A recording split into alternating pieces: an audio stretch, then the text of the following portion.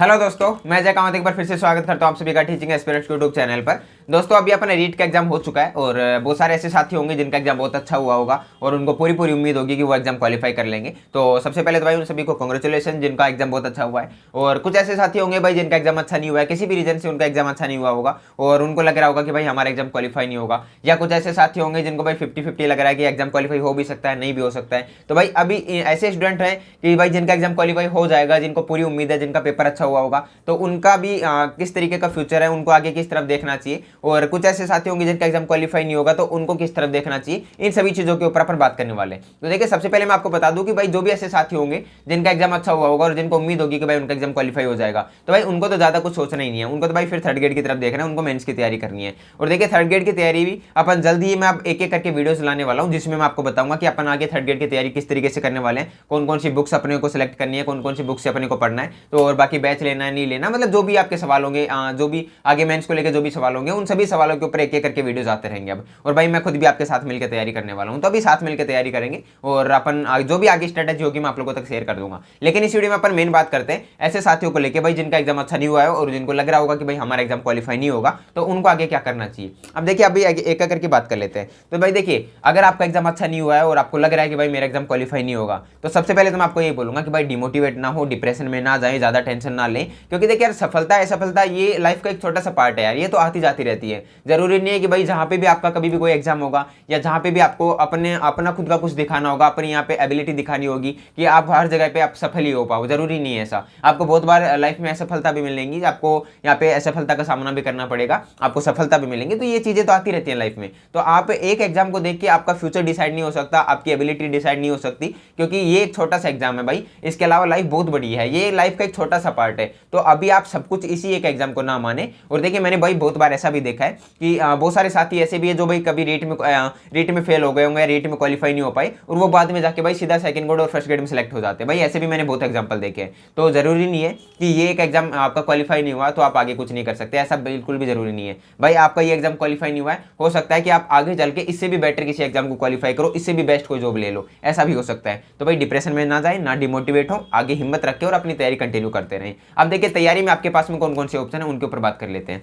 तो देखिए अगर आपके मन में पहले से चीज फिक्स है कि भाई मेरे को तो टीचर ही बनना है, तो देखिए या तो आपके पास में राजस्थान में सेकंड ग्रेड और फर्स्ट ग्रेड भी है, इसके अलावा अगर आपने फॉर्म भरा है तो आप उसकी भी तैयारी कर सकते हो। बाकी मैं आपको ये बोलूंगा कि अगर आप लोगों ने अब से पहले सेकंड ग्रेड और फर्स्ट ग्रेड की तैयारी नहीं की है तो मेरे अकॉर्डिंग आपको अब उसकी नहीं करनी चाहिए, क्योंकि आपका एग्जाम डेट वहां पे पहले से फिक्स है। और आई थिंक उनका फर्स्ट ग्रेड का एग्जाम अगर जहां तक मेरे को याद है शायद जून के आसपास में जाके, और आपका अगर सेकंड ग्रेड की मैं बात करता हूं तो शायद जुलाई के आसपास में है। तो अभी आपके पास में इतना टाइम नहीं है कि भाई आप उनके सिलेबस को कवर करके उनका रिवीजन भी कर लो, प्रैक्टिस भी कर लो और अपना मॉक में स्कोर भी बढ़ा लो। मेरे अकॉर्डिंग भाई फर्स्ट ग्रेड सेकंड ग्रेड को कम से कम भाई 8 महीने या 10 महीने या 1 साल का टाइम तो कम से कम चाहिए होता है भाई, इतना तो, क्योंकि उनका सिलेबस बहुत बड़ा है। और अगर आप लोग अभी से अपनी तैयारी स्टार्ट करोगे तो मेरे अकॉर्डिंग भाई आप लोगों के लिए ये इनफ टाइम नहीं है, ये बहुत कम टाइम है। और फिर दूसरी बात ये भी है भाई इस बार पोस्ट भी बहुत कम आई है, तो यहाँ पे कॉम्पिटिशन बहुत अच्छा रहने वाला है, आपको कट ऑफ भी हाई देखने को मिलेगी, तो उसमें आपको टाइम भी अच्छे से देना होगा पढ़ाई को। तो मेरे अकॉर्डिंग इतना टाइम नहीं बचा है तो आपको उधर नहीं जाना चाहिए। बाकी फिर भी आपको लगता हो कि भाई आपके सब्जेक्ट वगैरह ऑलरेडी तैयार है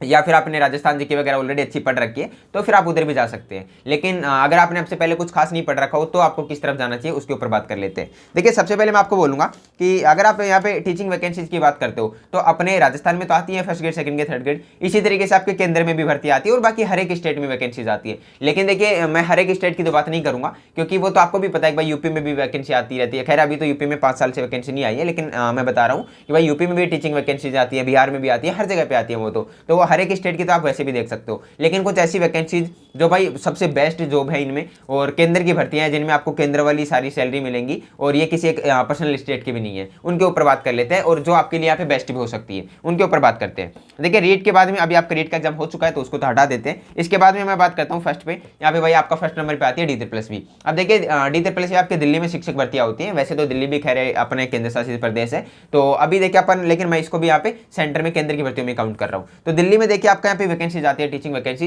इनको भाई DSS बोर्ड आपका कंडक्ट करवाता है वहाँ पे, जैसे अपना यहाँ पे माध्यमिक शिक्षा बोर्ड करवाता है, RPSC और SSMB जो भी करवाते हैं, इस तरीके से आपके वहाँ पे DSS यहाँ पे एग्जाम करवाता है दिल्ली के। अब आपका देखिए दिल्ली में जो DSS एग्जाम करवाता है, इसमें आपके PRT, TGT और PGT तीनों पदों पर भर्ती आती है। अब देखिए ये PRT, TGT, PGT क्या है, जिस तरीके से अपने राजस्थान में यहाँ पे first grade, second grade, third grade होता है, इसी तरीके से वहाँ पे PRT, TGT और PGT होता है, बस इसी को यही फर्क है, बाकी सारी आपके वही सेम चीजें होती है भाई, वही टीचर 5th क्लास तक पढ़ाने वाला, 10th 8th वगैरह जो भी है वो उसी तरीके से सेम सारी चीजें होती है। अब देखिए आपका ये होगा DSS। और यहाँ पे अभी देखिए मैं इन सारी के क्वालिफिकेशन वगैरह की भी बात करने वाला हूँ, सब कुछ बात करने वाले हैं। एक बार मैं आपको बता देता हूँ कि कौन कौन सी वैकेंसीज के आपके पास में ऑप्शन है।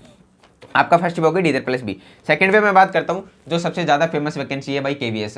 KVS तो आप खुद भी जानते होंगे, आप सब जानते होंगे KVS को। तो भाई एक अपना सेकंड पे आ जाती है यहाँ पे KVS। और भाई मेरे अकॉर्डिंग अगर आप देखोगे कि भाई अपने इंडिया में टीचिंग वैकेंसीज में या फिर टीचिंग फील्ड में सबसे ज्यादा किस वैकेंसी का नाम है या किस जॉब का नाम है, तो भाई मेरे अकॉर्डिंग KVS सबसे ज्यादा फेमस है, तो भाई KVS हो जाती है सेकंड पे। फिर अगर मैं थर्ड नंबर पे बात करता हूँ, ये भाई AMRS। आई थिंक कि आप लोगों में से सबसे कम इसी का नाम सुना होगा, आप सबने सबसे कम इसी वैकेंसी का नाम सुना होगा, क्योंकि AMRS में अभी लास्ट वैकेंसी जो हुई थी बस उसी टाइम से पहली बार इन्होंने गवर्नमेंट जॉब यहाँ पे देना स्टार्ट किया है। बाकी उससे पहले ये कॉन्ट्रेक्चुअल वगैरह होता था, मतलब कॉन्ट्रैक्ट के बेस पे यहाँ पे रखते थे। अभी यहाँ पे परमानेंट वैकेंसी आने लगी है पिछली वैकेंसी से, इसलिए आपने इसका ज्यादा नाम नहीं सुना होगा। तो भाई AMRS स्कूल में आपके जनजाति एरियाज के स्कूल हैं और इनमें आपके जनजाति वाले बच्चे ज्यादा पढ़ते हैं। और बाकी ये स्कूल ऐसा नहीं है कि आपको जनजाति वाले एरिया में ही मिलेंगे, आपको लगभग भाई बहुत सारे स्टेट्स, बहुत सारे डिस्ट्रिक्ट में मिल जाएंगी। और ये ऐसा भी नहीं है कि केंद्र की भर्ती है तो भाई ये आपको राजस्थान में नहीं मिलेंगी, भाई आपको राजस्थान में भी इसकी स्कूल मिलेंगी। अगर आप अच्छे खासे मार्क्स लेके आते हो तो भाई आपको राजस्थान में यहाँ पे पोस्टिंग भी मिल जाती है। तो इस तरीके से आपके यहाँ पे थर्ड नंबर पे AMRS हो जाती है। फोर्थ पे मैं बात करता हूँ तो NVS आती है। NVS होती है भाई आपके नवोदय विद्यालय। आपने नवोदय विद्यालय का नाम भी सुना होगा, बहुत सारे ऐसे साथी भी होंगे जिन्होंने कभी भाई नवोदय की तैयारी भी की होगी।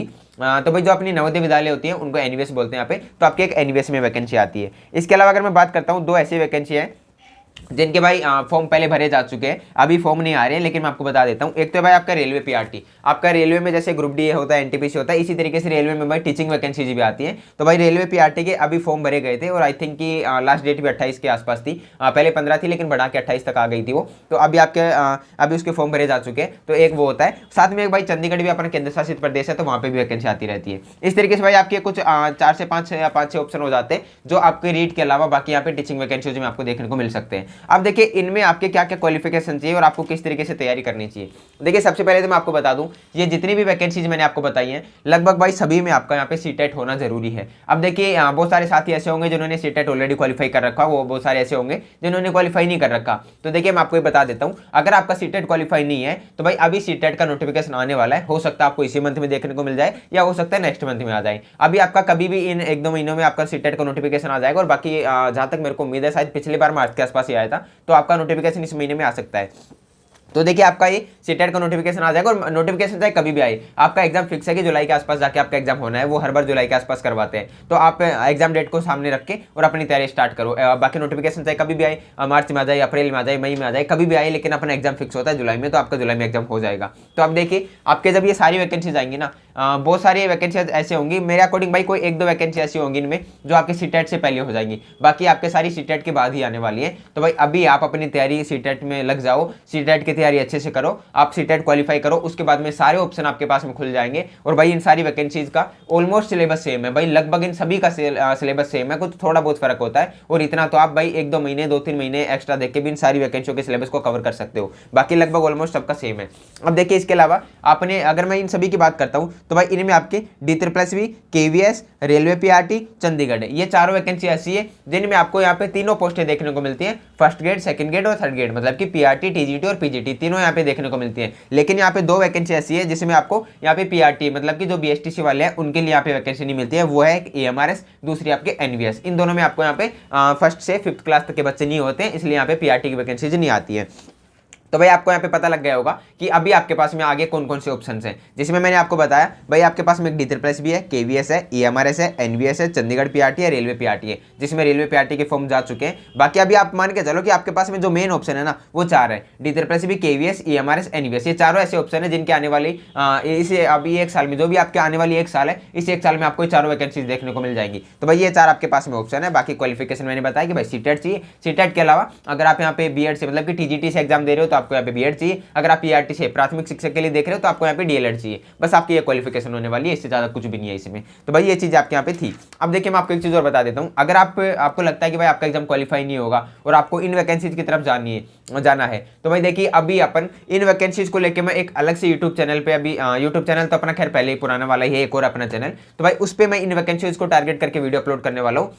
अपने इस चैनल पे ज्यादातर वीडियोस होंगे रीड से रिलेटेड और अपने उस चैनल पे ज्यादातर वीडियोस होंगे इन वैकेंसी से रिलेटेड। तो अगर आप लोग इन वैकेंसीज की तैयारी करना चाहते हो तो भाई उस चैनल को सब्सक्राइब कर लेना, कमेंट बॉक्स में आपको उस चैनल की लिंक मिल जाएगी, वहां से आप उस चैनल को सब्सक्राइब कर लेना। अब आने वाले दिनों में उस चैनल पे कंटिन्यू वीडियोस आते रहेंगे इन वैकेंसीज को लेके। तो भाई आप लोग अगर चाहते हो कि इस आने वाली एक साल में आपको यहाँ पे जॉब लेनी है, आपको टीचर बनना है, तो जरूरी नहीं है कि भाई आप रीट में ही जाओ, भाई आप इधर भी आके अपनी जॉब ले सकते हो। इसलिए मैं आपको बोलूंगा भाई पूरी मेहनत के साथ में आप इन वैकेंसीज की तैयारी करो, आने वाली एक साल में आपको ये सारी वैकेंसीज देखने को मिल जाएगी। और अगर आप लोग अच्छी तैयारी करते हो तो आपका यहाँ पे सिलेक्शन भी हो जाता है। और भाई एक चीज़ और बताता हूँ मैं आपको यहाँ पे, आपकी अगर मैं इन सारी वैकेंसीज की बात करता हूँ ना भाई, रेट से यहाँ पे बहुत ज़्यादा सैलरी है। अगर आप मान के चलो रेट में आपके देखिए स्टार्टिंग में, अभी अगर मैं 2 साल की बात करता हूँ, प्रोबेशन पीरियड की बात करता हूँ, वहाँ पे आपको आई थिंक 23,000 के आसपास में सैलरी मिलती है। तो अभी देख लो यहाँ पे 23,000 के आसपास सैलरी है। लेकिन अगर आप जाते हो DSSB KVS वगैरह में, और ये देखिए मैं ये 23,000 में बात करता हूँ यहाँ पे पीआरटी की, मतलब कि प्राथमिक शिक्षक की। अगर मैं बात करता हूँ यहाँ पे दिल्ली में या फिर आप KVS वगैरह में, भाई आपके वहाँ पे 60,000 के आसपास यहाँ पे पहले मंथ की सैलरी होती है। तो भाई देखो कहाँ पे 22-23,000 रुपए, कहाँ पे 60,000 के आसपास। तो भाई सैलरी में भी बहुत ज़्यादा फर्क है। इसलिए मैं आपको बोलूँगा भाई डिमोटिवेट ना हो यार, ऐसी चीज़ों को ना अपने मतलब प्लस पॉइंट बना लिया करो, या फिर एक ये मान लिया करो कि आप इस तरीके से सोच लिया करो, पॉजिटिव वे में ले लिया करो उन चीज़ों को कि यार चलो मेरा रेट में नहीं हुआ है तो भाई मैं तो यहाँ पे 60,000 सैलरी वाली जॉब की तरफ जाने वाला हूँ, भाई मैं तो DSSB में जाने वाला हूँ या मैं तो KVS में जाने वाला हूँ। आपके दिमाग में इस तरीके की चीज़ें आनी चाहिए। इसलिए मैं आपको बोलूँगा कि भाई कोई दिक्कत नहीं है, रेट में नहीं हुआ कोई बात नहीं, आप आगे तैयारी करो। और लेकिन अब ये है कि भाई जो आपने रेट में गलतियां की हैं उन गलतियों से सीखो, और अभी उन गलतियों को सीखो, और बाकी अपने उन चीज़ों को अपनी DSSB या KVS की तैयारी में यहाँ पे अप्लाई करो, और वहाँ से अपनी उन कमियों से सीखो और यहाँ पे अप्लाई करो, ताकि आपकी तैयारी यहाँ पे और बेहतर हो सके और यहाँ पे गलतियों की गुंजाइश कम हो। और बाकी मैं तो हूँ ही आपके साथ में, मैं आपको कंटिन्यू गाइड करता रहूँगा, जितना मेरे को पता होगा मैं आप लोगों तक जरूर शेयर करूँगा। बाकी चलिए फिर आज की वीडियो में इतना ही था। बाकी इन सारी वैकेंसीज में देखिए सबसे बड़ी जो वैकेंसी आने वाली है भाई मेरे अकॉर्डिंग वो AMRS में आएगी, और बाकी आपका इन्वेस्ट देखिए सभी में अच्छी खासी पोस्ट आने वाली है इस बार, तो आप कंटिन्यू तैयारी करते रहना। बाकी अभी सेटेट को लेकर DSSB KVS को लेकर अपने नए चैनल पे अभी वीडियोस आते रहेंगे, आप उस चैनल को जरूर सब्सक्राइब कर लेना। चलिए फिर अभी आज की वीडियो में इतना ही था, और मिलते हैं किसी नेक्स्ट वीडियो में नेक्स्ट टॉपिक के साथ, तब तक के लिए जय हिंद जय भारत।